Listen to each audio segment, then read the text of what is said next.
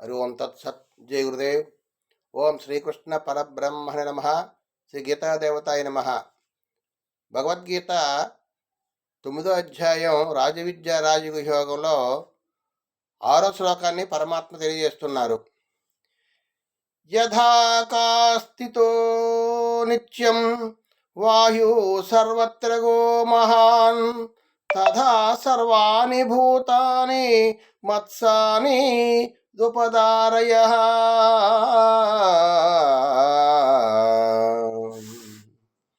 ఆకాశము నుండి ఉత్పన్నమై సర్వత్రా సంచరించుచున్న విస్తృతమైన వాయువు సర్వదా ఆకాశమునందే స్థితమై ఉండును. అట్లే నా సంకల్పము ద్వారా ఉత్పన్నమైన భూతములు అనగా ప్రాణులు అన్నియును నాయందే స్థితమై ఉండును. దీనికి ఆకాశాన్ని ఉపమానం చెప్తున్నారు పరమాత్మ. ఆకాశం ఎలాగైతే అంతటా కూడా సంచరిస్తూ ఉంటుంది, అంతటా వ్యాపించి ఉంటుంది ఆకాశంలో ఉన్నటువంటి వాయువు. ఆకాశంలో ఉన్నటువంటి వాయువు అంతటిని కూడా వ్యాపించి ఉంటుంది. ఆకాశము నుండి ఉత్పన్నమైన సర్వత్రా సంచరించున్న విస్తృతమైన వాయువు సర్వదా ఆకాశమునందే స్థితమై ఉండును. అంటే జగత్ అనేది కూడా చాలా విశాలమైనటువంటిది జగత్తు.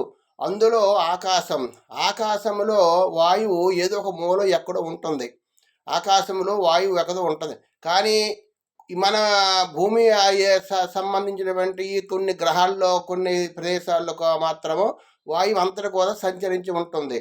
అటువంటి వాయువు కూడా జగదృష్టిలో పరమాత్మ దృష్టిలో వాయువు ఆకాశ దృష్టిలో వాయువు ఎక్కడో ఒక మూల వాయువు ఉంటుంది.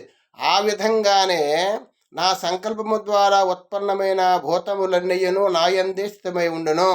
ఏ విధంగా అయితే ఈ శరీరములోని ఏ విధంగా అయితే ఆకాశములో వాయువు ఏ విధంగా ఎక్కడ ఉదర ఉంటుందో ఆ విధంగానే పరమాత్మ ఆత్మ సర్వభూతముల యందును ఏదో ఒక స్థానంలో ఆయన ఉంటాడు.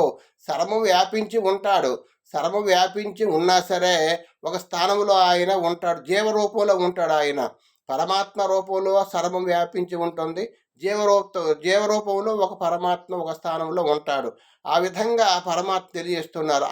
దానికి వాయువు ఉపమానంగా చెప్తున్నారు. ఆకాశము నుండి ఉత్పన్నమైన సర్వత్రా సంచరించున్న విస్తృతమైన వాయువు సర్వదా ఆకాశము నుండే స్థితమై ఉండును. అట్లే నా సంకల్పము ద్వారా ఉత్పన్నమైన భూతములు అన్నియును నాయందే స్థితమై ఉండును. ఆ విధంగా పరమాత్మ తెలియజేస్తున్నారు.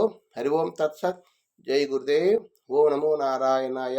సర్వే జనా సుఖినో భవంతు. ఓం శాంతి శాంతి శాంతి.